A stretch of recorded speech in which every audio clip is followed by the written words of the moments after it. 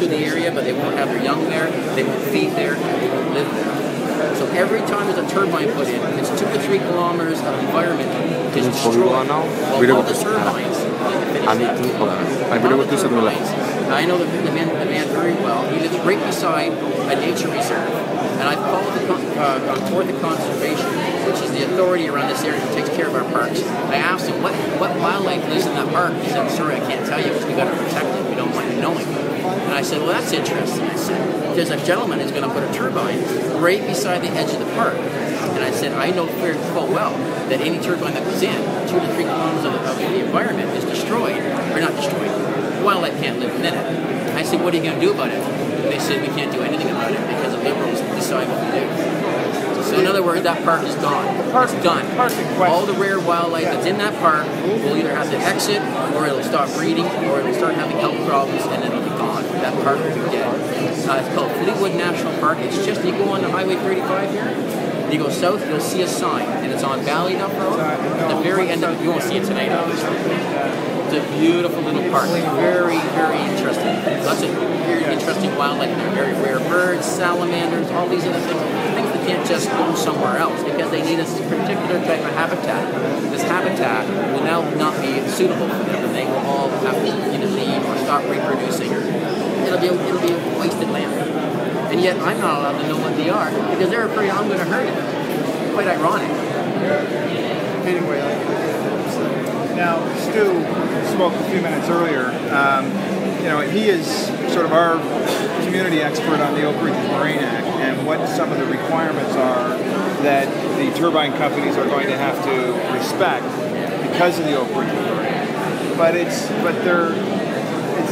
at the hands of the Liberals. Yeah. If the Liberals say you can put the turbine in, that means they don't care. I just asked the gentleman over here, and he said if the government says they can put that turbine in, it's going in. They don't care whether that part goes down or not. The Oak Ridges Moraine has setbacks that are required. You're not allowed to build within, say, 120 meters of a significant woodland. And they've determined what the significant woodlands with legislation.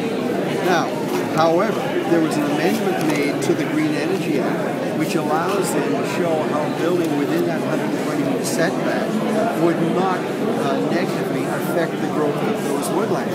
So they said, yeah, you've got to respect our woodlands, but the amendment allowed them to show how it would not affect it. And if they can show to the satisfaction of the approvals committee that building within the setbacks of wetlands, significant woodlands, NCs, moraine deposits, etc., they can show how it's not going to really have an effect on it. And they pass it then, those turbines go up. So Oak Ridges Moraine, theoretically, should be a real criteria for deciding where you're going to build a turbine. But in effect, it might be worth the paper it's on, that's all. Information you might be interested in. My sister knows that one of the farms in 7A, they're going to have turbines. She just told me how she just found out where one of the turbines is going. She had to, years ago, when she had a goat farm, the government came into her property and said, there's a certain part of the area back in your land, you cannot have your goats there. So did she tell you this? So anyhow, this is what happens. The government says you can't have your goats in this certain area because it's a protected wetland area.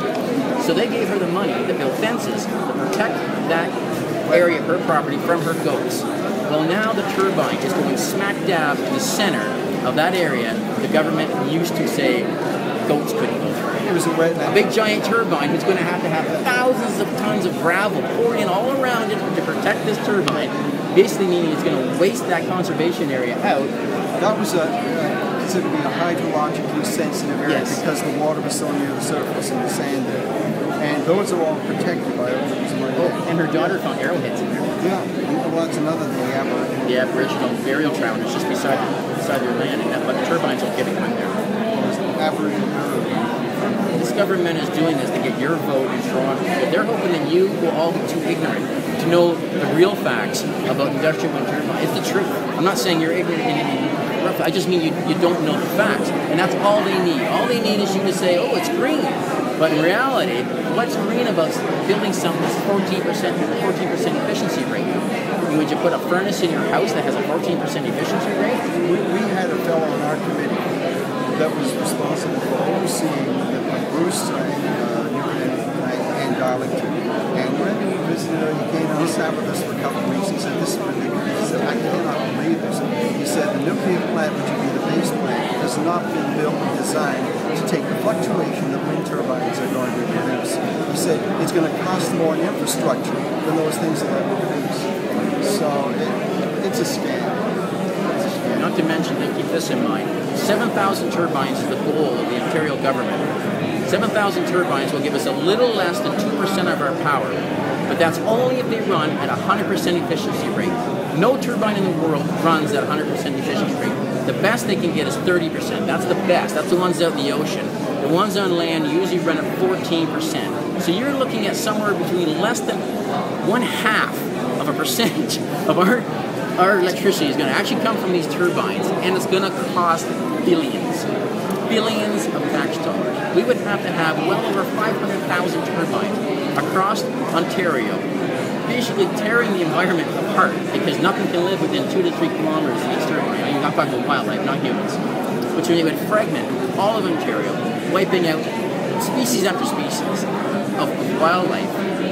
For what? And we couldn't even afford it because it would be trillions of dollars to have 500,000 turbines. I worked it out at 144,000 turbines would give us 50% of our hydro if they all worked at 100% efficiency rate. But of course they're only at 14% because they're on land, which means it's going to be well over 500,000 turbines. It would have to be